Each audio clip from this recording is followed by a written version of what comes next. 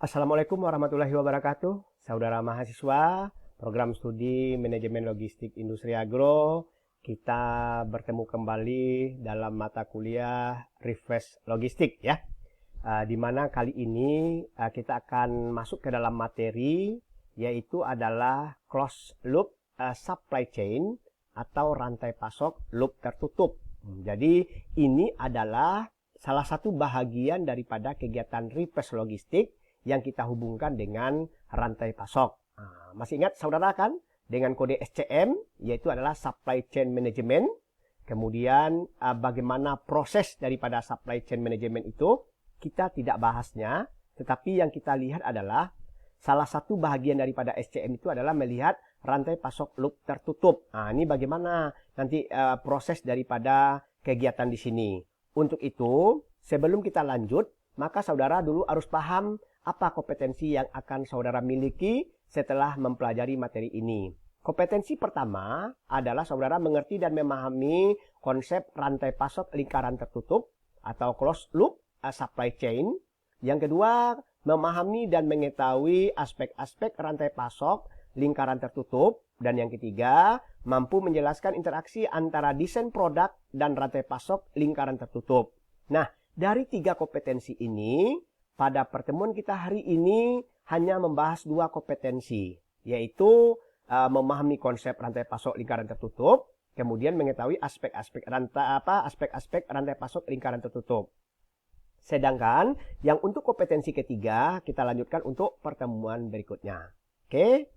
Ya.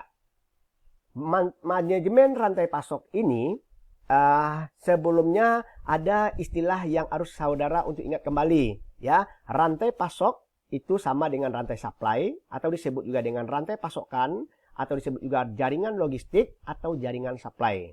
Yang hal ini adalah sama. Ya, misalnya nanti dalam manajemen rantai pasok itu ada nanti kita ketemu dengan supplier, kemudian dilakukan dalam proses manufacturer, kemudian hasilnya dalam bentuk distributor untuk disampaikan ke retailer maupun kepada shopper. Ini saudara sudah tahu itu ya.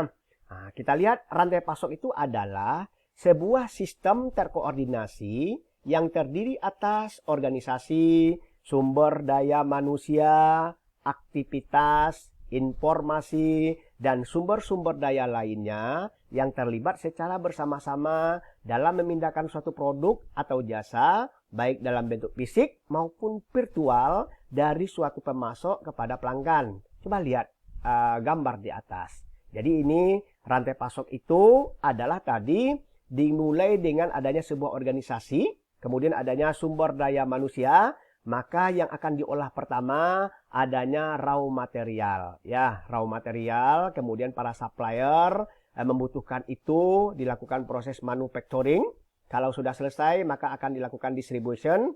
Distribution itu langsung kepada customer untuk dinikmati. Ini adalah jejaring atau rantai dari kegiatan supply chain tadi. Nah, dari sini sebelum kita pahami lebih lanjut, salah satu kata kuncinya, badan usaha yang melaksanakan fungsi supply pada umumnya terdiri dari manufaktur, penyedia layanan jasa, distributor, saluran penjualan, misalnya melalui pedagang, bisa eceran, bisa e-commerce dengan menggunakan teknologi, dan bisa melalui pelanggan atau customer sebagai pengguna akhir. Aktivitas rantai pasok itu mengubah bahan baku dan bahan pendukung menjadi sebuah barang yang dikirimkan kepada pelanggan pengguna akhir. Misalnya seperti ini, ya. Nah, ini prosesnya nanti transportasi itu bisa melalui pesawat, bisa melalui kereta, bisa melalui truk, bisa melalui kapal laut, supaya bisa didistribusikan kepada seluruh yang terakhirnya atau penggunanya adalah kepada customer. Nah, ini bagaimana prosesnya sudah Anda pelajari juga. Maka kita lanjutkan, apa sih komponen daripada supply chain management? Komponen daripada supply chain management menurut Turban tahun 2004 dalam bukunya itu terdiri dari 3 komponen utama. Yang pertama nanti adalah seperti yang kita lihat dari beberapa gambar ini. Nanti ini akan kita lebih perjelas ya. Komponen pertama itu adalah rantai pasokan hulu atau upstream supply chain. Di sini aktivitasnya dari suatu perusahaan manufaktur itu dengan para penyalurnya dan koneksi mereka kepada para penyalur mereka. Kemudian aktivitas utamanya adalah pengadaan. Itu komponen yang pertama. Nanti komponennya nanti kan ada 3 itu. Ya, kita bahas satu persatu dulu. Yang pertama kita lihat adalah yang upstream supply chain-nya atau pasokan hulu. Yang kedua adalah internal supply chain. Meliputi semua proses in-house yang digunakan dalam mentransformasikan masukan dari para penyalur ke dalam keluaran organisasi. Nah, aktivitas utamanya adalah manajemen produksi, fabrikasi, dan pengendalian persediaan. Misalnya dari supplier, kemudian dilakukan internal supply chain-nya berupa ada kegiatan purchasing, ada kegiatan production, dan ada distribution. Baru akhir sampai kepada pengguna akhirnya adalah customer. Komponen ketiga adalah pasokan hilir atau downstream supply chain segment, di mana di sini aktivitas melibatkan pengiriman produk kepada pelanggan akhir. Aktivitas itu diarahkan pada distribusi, transportasi, pergudangan, dan after sale service. Nah, misalnya seperti yang kita lihat pada gambar ini ya.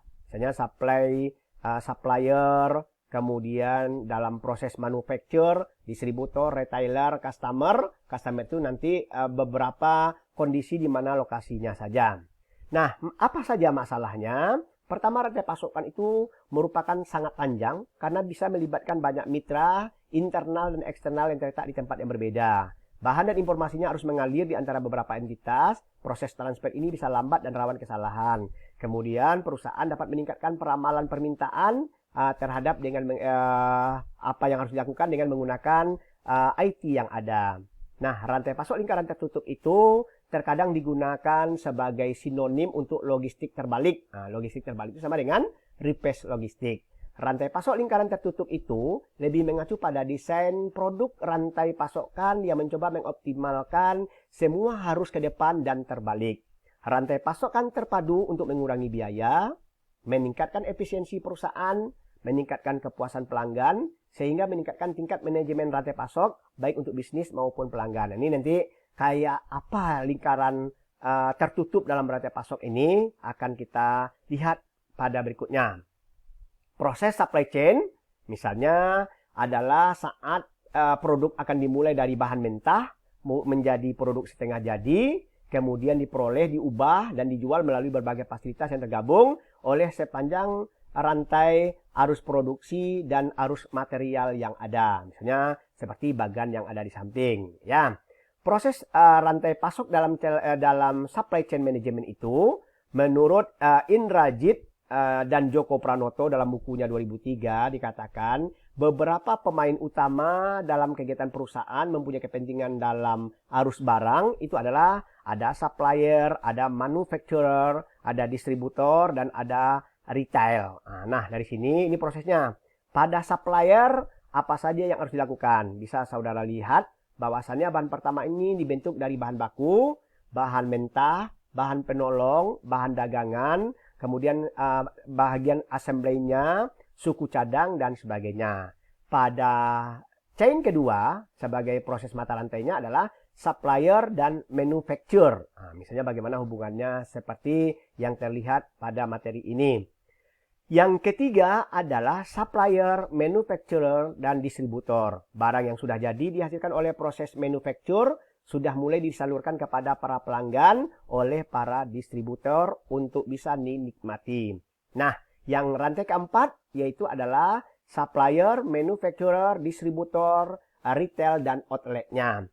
Pedagang besar biasanya mempunyai fasilitas gedung sendiri atau dapat menyewa dari pihak lain, biasanya dalam bentuk warehouse atau gudang yang digunakan. Nah, dari proses itu kita lihat yang kelima adalah supplier, manufacturer, distributor, retail, dan pengguna akhirnya adalah konsumen. Dari rak-raknya, para pengecer atau retailer itu menawarkan barangnya langsung kepada para pelanggan, pembeli, atau pengguna barang tersebut. Nah, misalnya yang ada pada toko, warung-warung, toko serba ada, pasar maupun pasar swalayan atau konsumen, di mana dia melakukan pembelian. Nah, penggerak supply chain management itu adalah ada inventory, kemudian ada transportasi, ada fasilitas, kemudian ada informasi.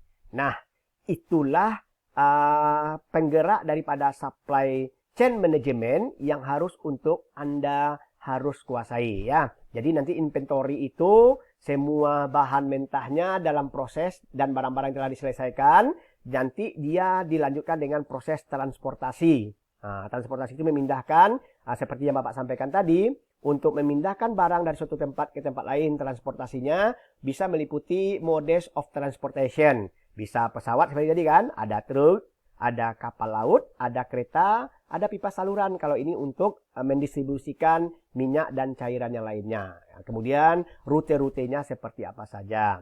Fasilitas yang dimiliki itu dalam supply chain, di mana inventory yang disimpan, dirakit atau diproduksi, kemudian dilihat lokasinya seperti apa, berapa kapasitas gudangnya, kemudian bagaimana metodologi dalam menyusun barang yang ada di gudang terhadap hasil produk-produk. Kemudian terakhir adalah baru diinformasikan. Informasi itu bisa bersifat post versus pull atau coordinating dan informasi sharing atau berupa bisa forecasting sehingga dia dengan memanfaatkan kemampuan teknologi yang ada. Itulah beberapa materi kita pada siang yang berbahagia ini. Semoga saudara bisa memahaminya lebih lanjut ya. Bapak ucapkan kepada saudara selamat belajar. Kemudian baca materinya. Jika ada yang kurang paham boleh ditanyakan ya. Kita lanjutkan minggu depan. Terima kasih. Assalamualaikum warahmatullahi wabarakatuh.